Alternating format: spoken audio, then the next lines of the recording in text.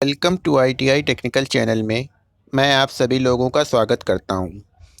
आज से मैं आप लोगों को यूपी ट्रिपल एससी के द्वारा जो ITI इंस्ट्रक्टर की वैकेंसी निकली हुई है उसके सिलेबस के बारे में यहां पे डिस्कशन करूंगा। इसके बाद में पर डे मैं प्रैक्टिस सेट का यहां पे प्रैक्टिस करवाऊंगा और जो प्रैक्टिस सेट हैं इनका एक्सप्लेनेशन भी करूंगा। मान लिया कोई क्वेश्चंस है ऑप्शनल, उसमें 4 ऑप्शन दिए हुए हैं तो उसको मैं यहाँ पे क्लेरिफिकेशन भी करूँगा। अब मैं इसके पैटर्न की बात कर ले रहा हूँ कि एग्ज़ाम में क्या क्या पूछा जाना है। अधिकतम अंक 100 नंबर का पेपर होगा जो इसकी टाइमिंग 2 घंटे की होगी, 120 मिनट। पेपर जो 2 भागों में डिवाइड होगा, पार्ट 1 पार्ट 2। पार्ट 1 में विषयगत ज्ञान 60 क्वेश्चन 60 नंबर, 60 क्वेश्चन 60 नंबर।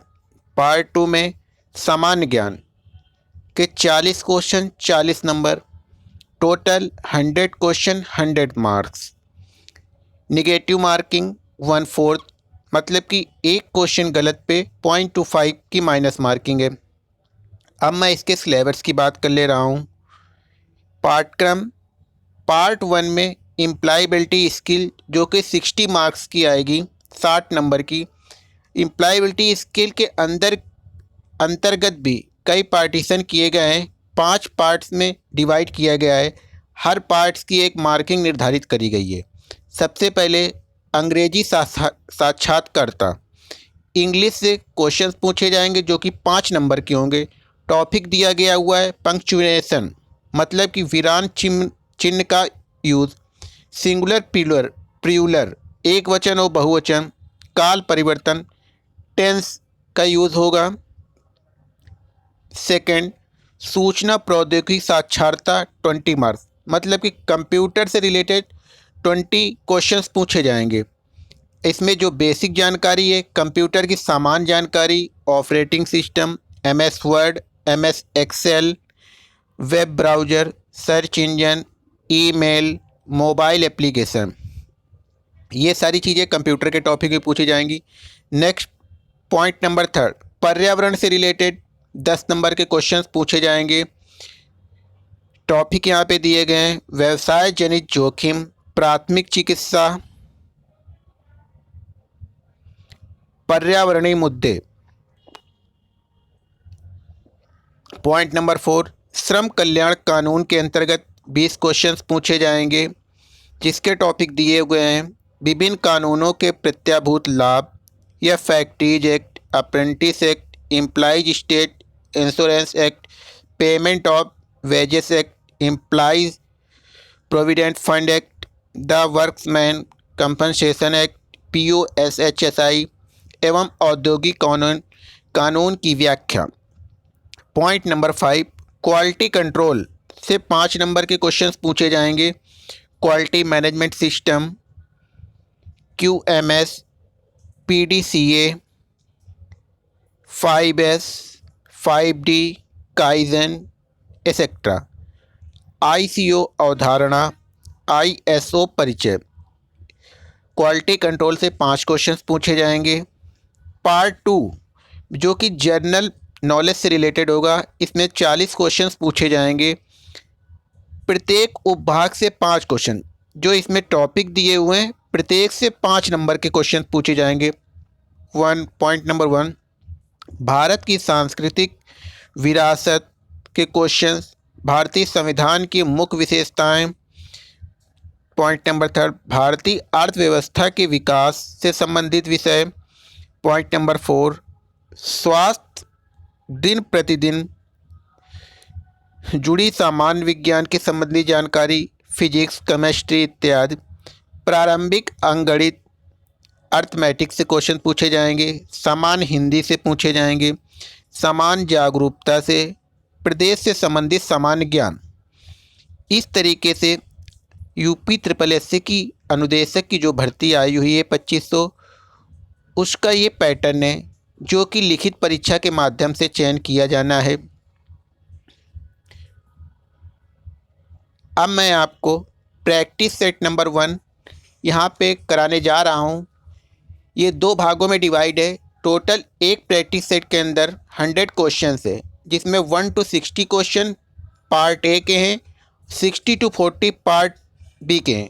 आज की डेट में मैं स्टार्ट कर रहा हूँ practice set number 1 question 1 to 60 यहाँ पे डिस्कस करूँगा। इसके बाद मैं नेक्स्ट पार्ट बी के 40 to 60 to 100 questions next day में डिस्कस करूँगा।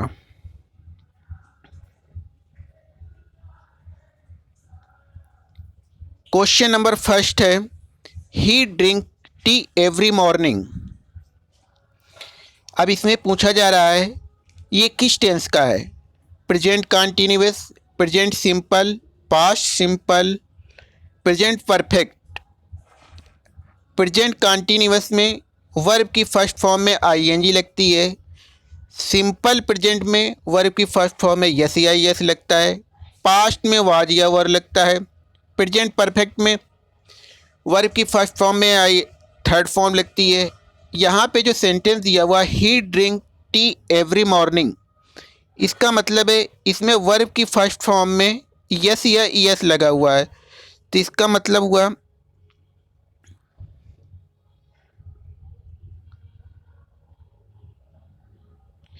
ये जो टेंस है हमारा ये प्रेजेंट सिंपल है। इसका ऑप्शन नंबर बी बिल्कुल राइट आंसर है। Next question, the plural of alumnus is. Alumnes, alumna, alumna, alumni. इसमें पूछ रहा है कि प्लूरल इसका वर्ड क्या होगा। इसका ऑप्शंस होगा अब मैं इसका डिस्कस कर रहा हूँ। The plural of alumna is alumni which means ex students of a school, college, university who use to be student to, hence option D. यहाँ पे करेक्ट आंसर है option D, alumna. Question number third, which of the following sentence is in future imperfect tense? He has stolen my pen. She came late today. I shall kill him. Mr. Das will soon be visiting us.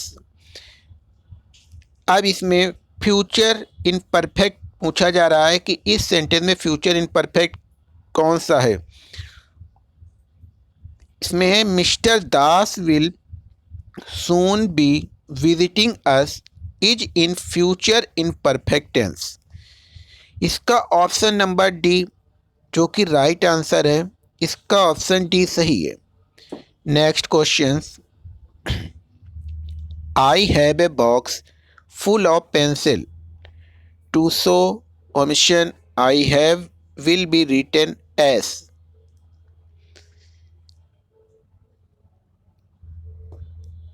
I live, I live, I have, I live. इसका मतलब है to show omission I have will be written as I live list of the contract from as from follow. इसका जो right answer है option D.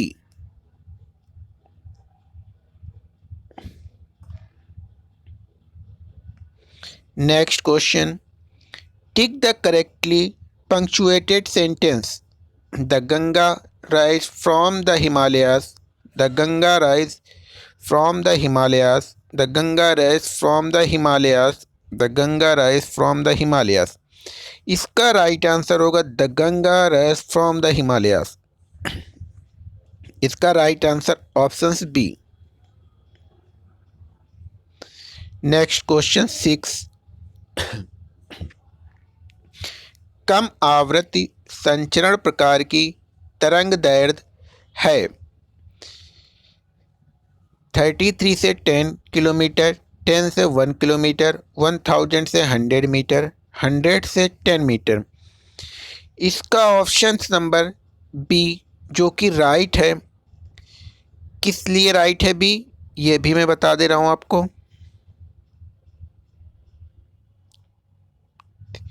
Wifi में कम आवृत्ति low frequency संचरण की वेवलेंथ रेंज 10 से 1 किलोमीटर तक होती है, जिसकी फ्रीक्वेंसी रेंज 30 से 3 गीगाहर्ट्ज़ तक होती है। लो फ्रीक्वेंसी रेडियो तरंग सिग्नल प्रदर्शित करती है, जो उन्हें लंबी दूरी के संचरण के लिए उपयुक्त बनाती है। नेक्स्ट क्वेश्चन नंबर 7, हम एक ईमेल बहुत से लोगों को एक साथ भेज सकते हैं। उनके ईमेल पतों को डैश द्वारा अलग करके, डॉलर चिन्ह के द्वारा, अल्प विराम चिन्ह के द्वारा, अपूर्ण विराम चिन्ह के द्वारा कि हैश के द्वारा। ईमेल में इसका ऑप्शन बी सही होगा, अल्प विराम के द्वारा। अब मैं इसे बता भी दे रहा हूँ। ईमेल में बहुत प्रकार के प्रोटोकॉल प्रयोग में आते हैं। ईमेल को एक साथ कई लोगों को भेज सकते हैं।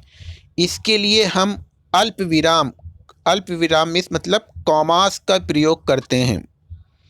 नेक्स्ट क्वेश्चन नंबर 8, ईमेल में निम्न में से कौन सा फील्ड खाली नहीं छोड़ा जाता है? BCC attachment to CC। इसका ऑप्शन नंबर सी जो कि राइट है। अब मैं आपको ये भी बता दे रहा हूँ क्यों राइट है। ईमेल के कंपोज डायलॉग बॉक्स में दिए गए फील्ड में टू का मतलब है सेवा में फील्ड को खाली नहीं छोड़ा जा सकता, क्योंकि टू में ही प्राप्तकर्ता का एड्रेस होता है, जबकि BCC अटैचमेंट तथा CC साधारण मैसेज के लिए आवश्यक नहीं होते हैं। नेक्स्ट क्वेश्चन नंबर 9, निम्न में से कौन सा कथन गलत है? गूगल एक खोज है जो मूल रूप से लैरी पेज और संग्राई बिन द्वारा विकसित किया गया है। विंग माइक्रोसॉफ्ट द्वारा विकसित एक वेब ब्राउज़र है। इसका right answer option number D, wing Microsoft द्वारा विकसित एक वेब ब्राउज़र है। ऑप्शन डी इसका राइट है। सफारी एक है transport layer protocol, application layer protocol, web search engine, web browser. Safari एक वेब ब्राउज़र है। सफारी एप्पल कंपनी का वेब ब्राउज़र है। एप्पल ने हाल ही में सफारी का एक नया संस्करण सफारी 4 लॉन्च किया है। इस ब्राउज़र में नया नाइट्रो इंजन लगाया गया है। एप्पल के अनुसार यह ब्राउज़र सबसे तेज है। क्वेश्चन नंबर नेक्स्ट,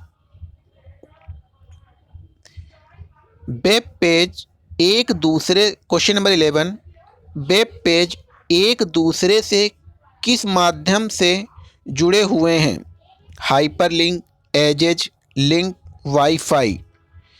इसका ऑप्शन होगा ए नंबर, हाइपरलिंक के द्वारा वेब पेज एक दूसरे के द्वारा कनेक्ट होते हैं।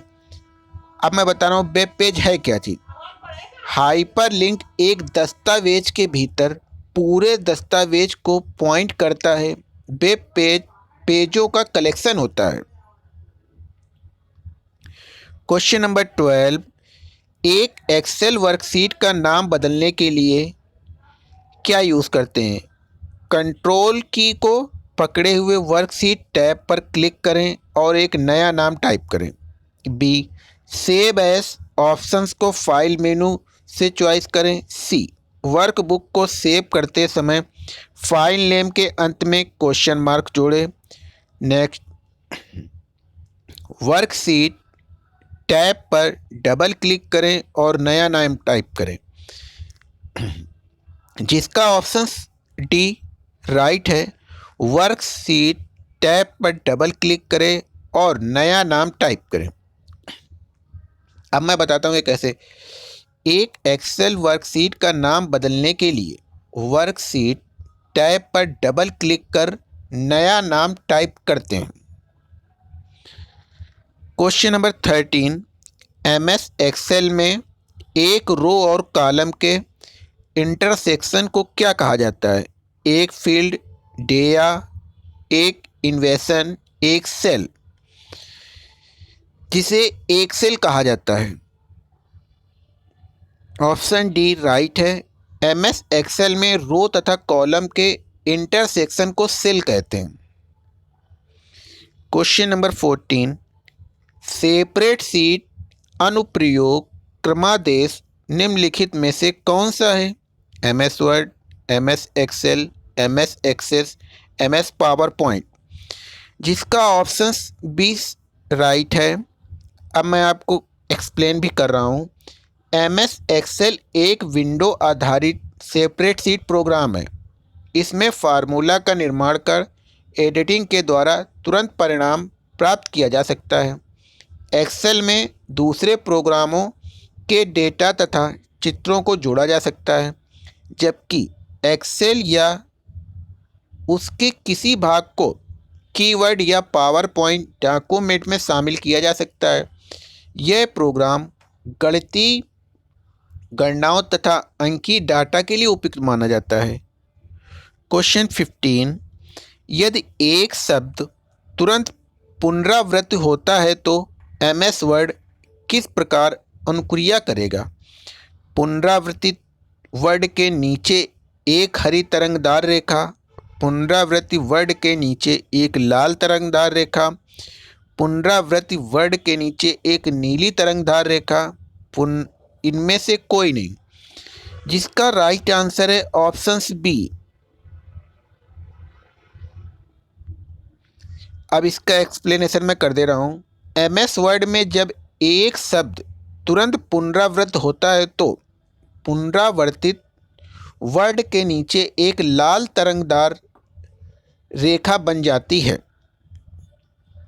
क्वेश्चन 16, पृष्ठ ओरिएंटेशन के दो प्रकार हैं, प्रेजेंट और दूसरा पूछा जा रहा है landscape, paper size, print, paper source. एक पोर्ट्रेट है, दूसरा इसका लैंडस्केप है।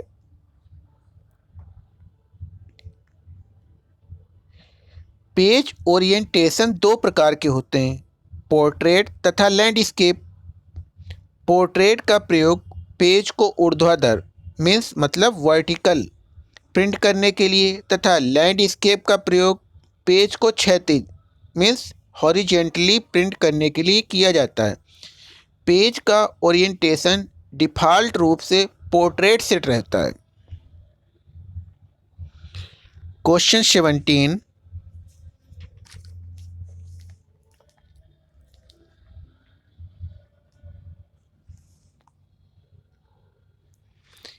एमएस वर्ड का प्रयोग मूलतः निम्नलिखित में से के लिए किया जाता है, डेटाबेस सृजित करने के लिए, डेटा का विश्लेषण करने, विभिन्न प्रलेख तैयार करने, स्लाइड तैयार करने, जिसका ऑप्शन सी राइट है।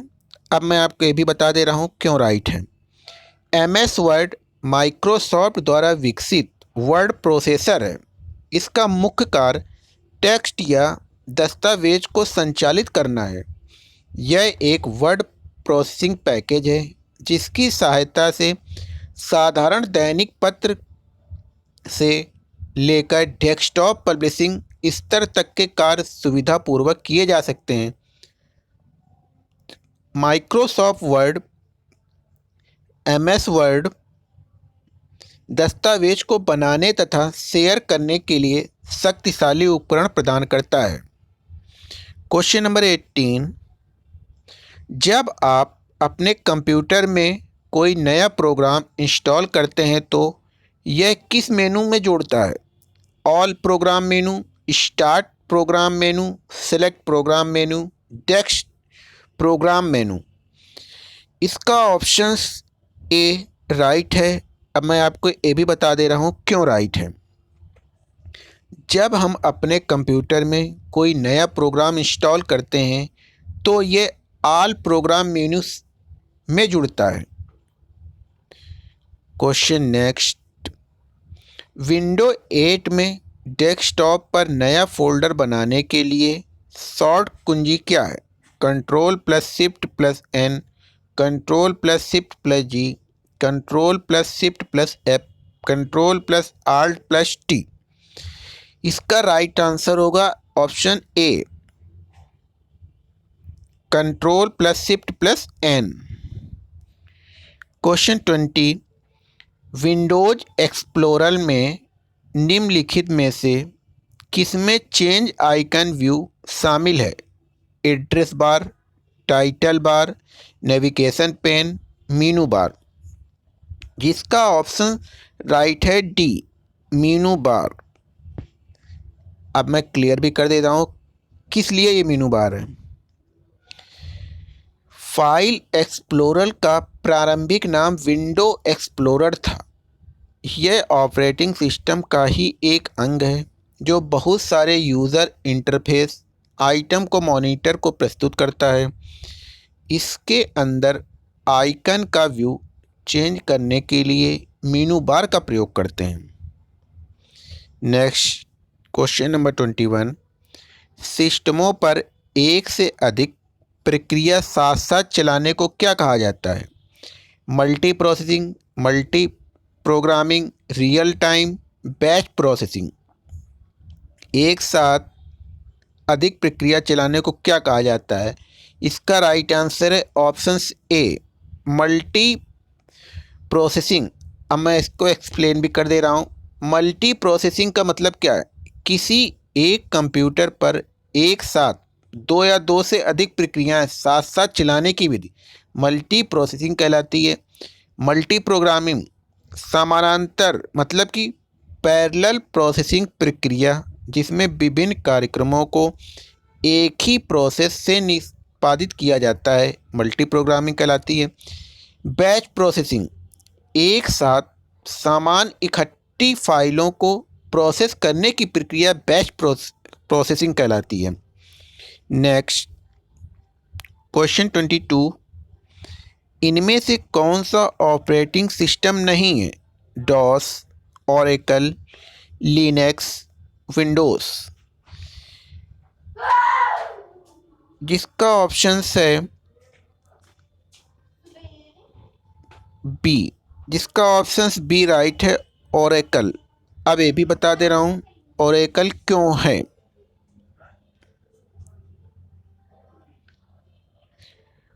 डॉस, विंडोज़, लाइनक्स, यूनिक्स कुछ प्रमुख लोकप्रिय ऑपरेटिंग सिस्टम हैं, जबकि ओरेकल डाटाबेस सॉफ्टवेयर एक संबंधपरक डाटाबेस प्रबंध प्रणाली है। क्वेश्चन 23, लैन का पूर्ण नाम क्या है? लैन का फुल फॉर्म क्या है? Local area network, limited area network, linked area network, line area network. इसका फुल फॉर्म है local area network. Options B right है। क्वेश्चन नंबर नेक्स्ट, जो कुछ कंप्यूटर में टाइप, सबमिट या ट्रांसमिट किया जाता है उसे क्या कहते हैं? Input, output, data, circuitry.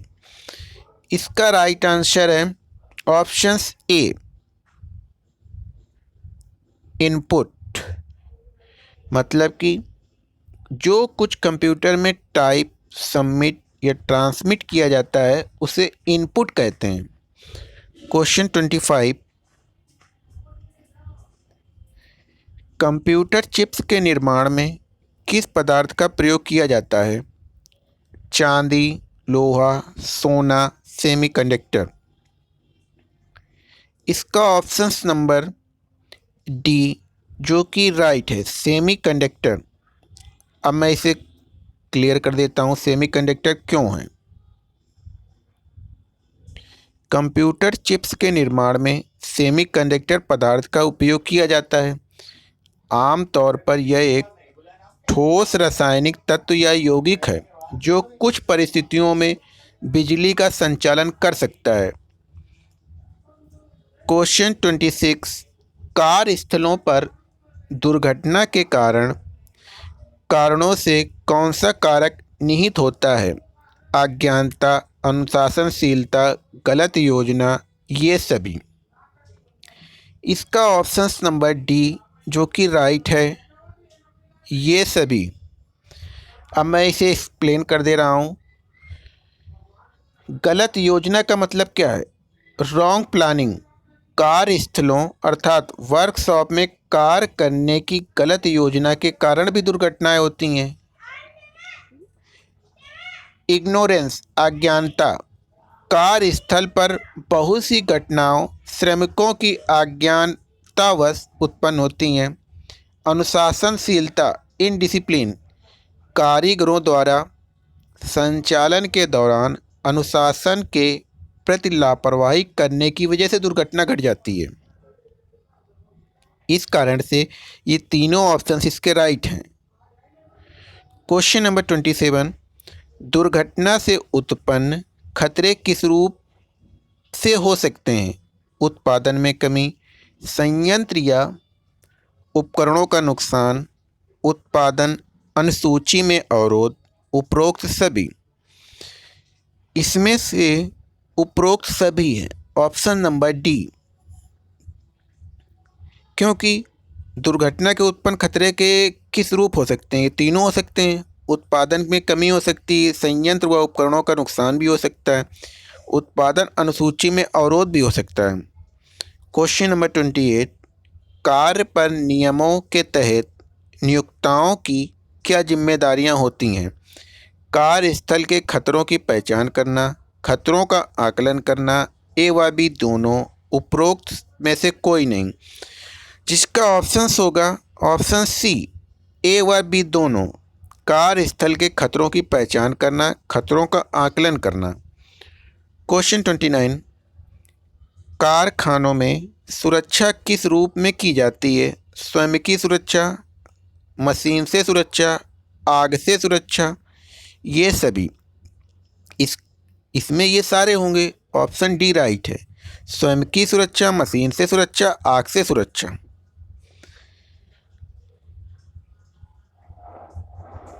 Question 30, ज्वलनशील पदार्थों से सुरक्षा की कौन सी सावधानियां अपेक्षित होती हैं? ज्वलनशील पदार्थों को अग्नि स्रोतों की पहुंच से अलग रखना चाहिए।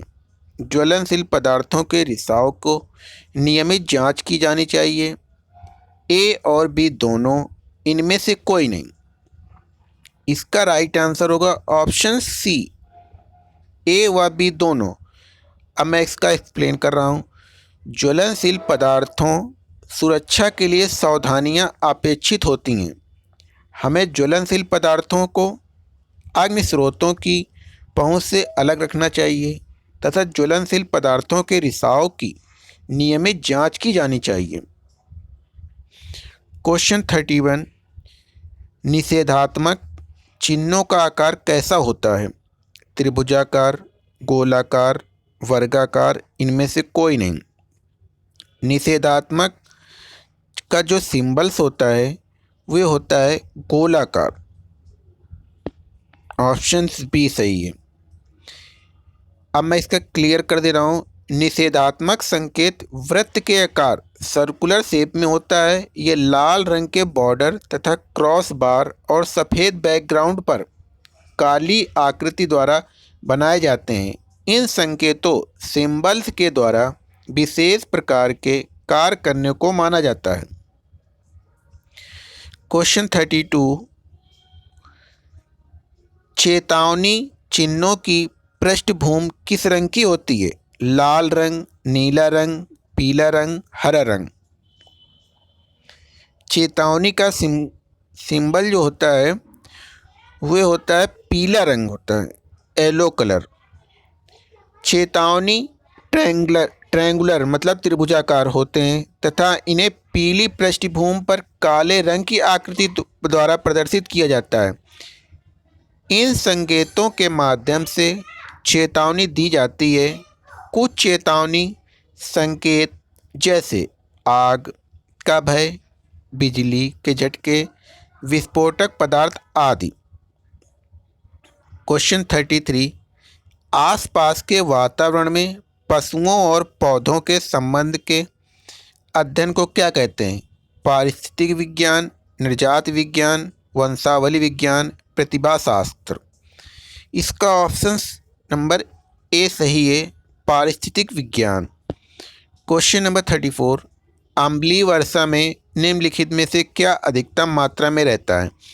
H2SO4, HNO3, HCl, H2CO3। इसका राइट आंसर होगा H2SO4, ऑप्शन ए राइट है। अब मैं इसका क्लेरिफिकेशन भी कर देता हूँ। अम्लीय वर्षा प्राकृतिक रूप से अम्लीय होती है। इसका कारण यह है कि पृथ्वी के वायुमंडल में सल्फर डाइऑक्साइड और नाइट्रोजन ऑक्साइड जल से क्रिया करके नाइट्रिक अम्ल और गंधक तेजाब बन जाता है। क्वेश्चन नंबर 35, बेसल प्रोटोकॉल निम्नलिखित में से किससे संबंधित है? ओजोन परत, वनों का जलना, समुद्री जल का प्रदूषण, खतरनाक अपशिष्ट पदार्थों के सीमा पार स्थानांतरण। इसका ऑप्शन डी जो कि राइट है, खतरनाक अपशिष्ट पदार्थों के सीमा पार स्थानांतरण। क्वेश्चन नंबर 36, कर्मचारी प्रतिकर अधिनियम 1923 किस तारीख से प्रभावी है?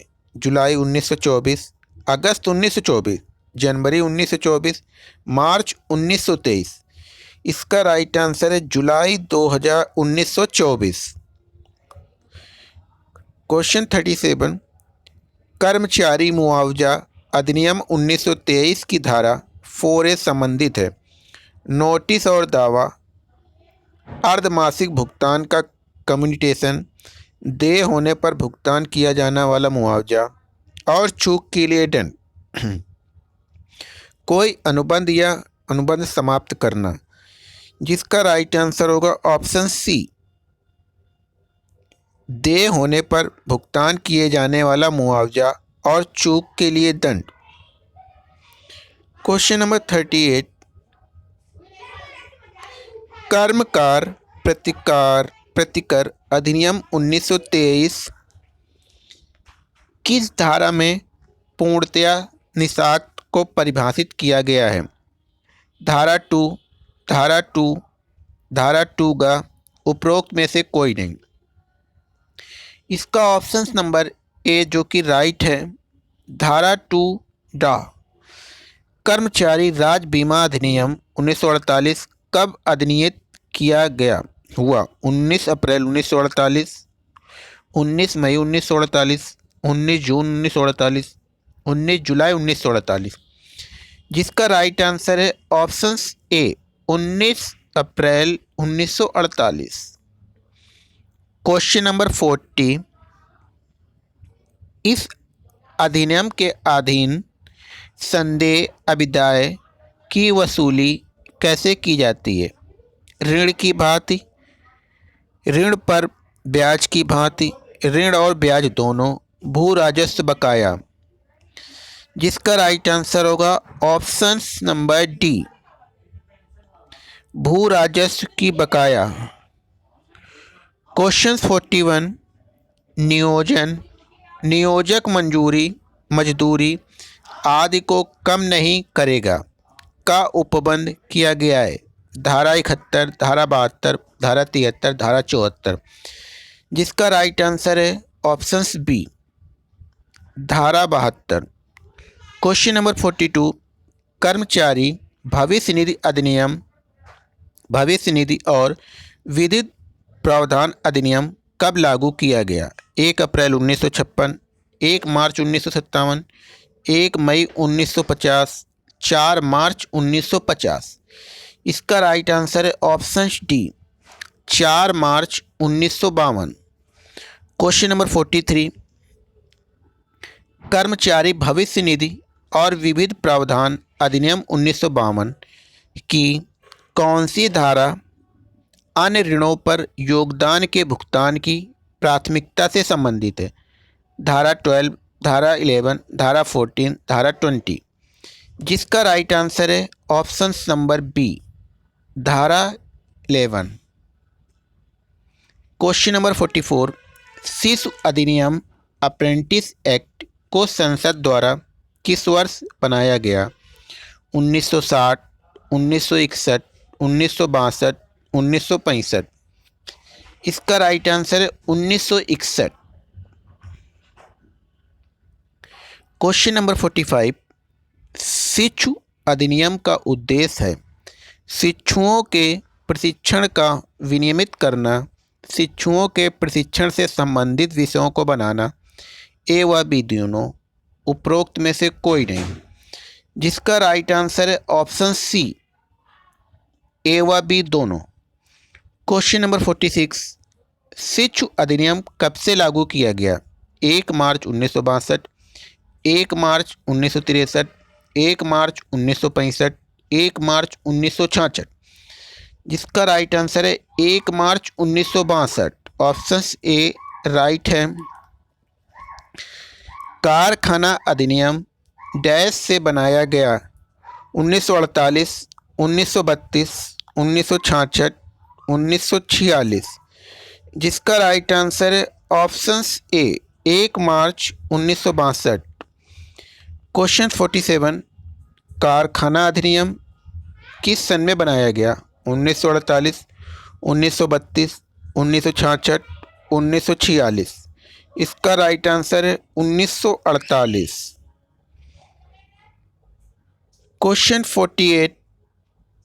कारखाना अधिनियम को लागू किया गया 1 अप्रैल 1948, 1 मार्च 1948, 1 अप्रैल 1949, 1 मार्च 1949। जिसका राइट आंसर है ऑप्शन सी 1 अप्रैल 1949। Question number 49। कारखाना अधिनियम 1948 निम्नलिखित में से किस परिस्थितियों में लागू नहीं होता? 20 कर्मचारी सहायता शक्ति के बिना, 10 कर्मचारी सहायता शक्ति के साथ, 20 कर्मचारी सहायता शक्ति के साथ, 10 कर्मचारी कम कर्मचारी, 10 से कम कर्मचारी। जिसका राइट आंसर है ऑप्शन डी 10 से कम कर्मचारी। क्वेश्चन 50। कारखाना अधिनियम 1948 के अंतर्गत सप्ताह वीक शब्द का अर्थ 7 दिनों की अवधि से जो को मध्य रात्रि से प्रारंभ होगी, बुधवार, शुक्रवार, शनिवार, रविवार। जिसका राइट आंसर होगा शनिवार। क्वेश्चन 51। कारखाना अधिनियम 1948 में कुल कितनी धाराएं एवं अध्याय हैं? 100 धारा 10 अध्याय, 70 धारा 11 अध्याय, 98 धारा 9 अध्याय, 120 धारा 11 अध्याय। इसका राइट आंसर ऑप्शन डी 120 धारा 11 अध्याय। क्वेश्चन 52। कर्मचारी प्रतिकर अधिनियम 1923 किस तारीख से प्रभावी है? जुलाई 1924, अगस्त 1924, जनवरी 1924, मार्च 1923। जिसका राइट आंसर ऑप्शन ए जुलाई 1924। निम्नलिखित में मजदूरी में शामिल है यात्रा भत्ता, पेंशन, भविष्य निधि में दिया गया अभिदाय, उपरोक्त सभी। जिसका ऑप्शन से डी उपरोक्त सभी। क्वेश्चन 54। कर्मचारी प्रतिकर अधिनियम के तहत एक नियोक्ता के अधीनस्थ व्यक्तिगत प्रबंध एजेंडा के रूप में कार्य नहीं कर सकता है। प्रबंध एजेंट में एक नियोक्ता के अधिनियम एक व्यक्तिगत प्रबंध शामिल होता है। केवल नियोक्ता ही प्रबंध एजेंडा के रूप में कार्य करता है। उपयुक्त सरकार प्रबंध एजेंटा की नियुक्ति करेगी। जिसका ऑप्शन है डी राइट। उपयुक्त सरकार प्रबंध एजेंडा की नियुक्ति करेगा।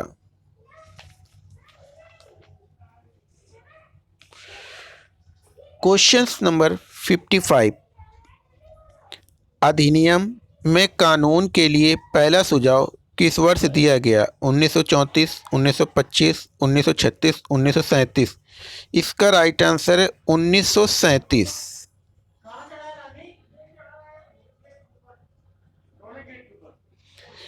क्वेश्चन नंबर 56, गुणवत्ता इनमें से किसकी घोतक है? उत्पाद विशेषता, व्यापारिक सफलता, ए और बी दोनों, इनमें से कोई नहीं।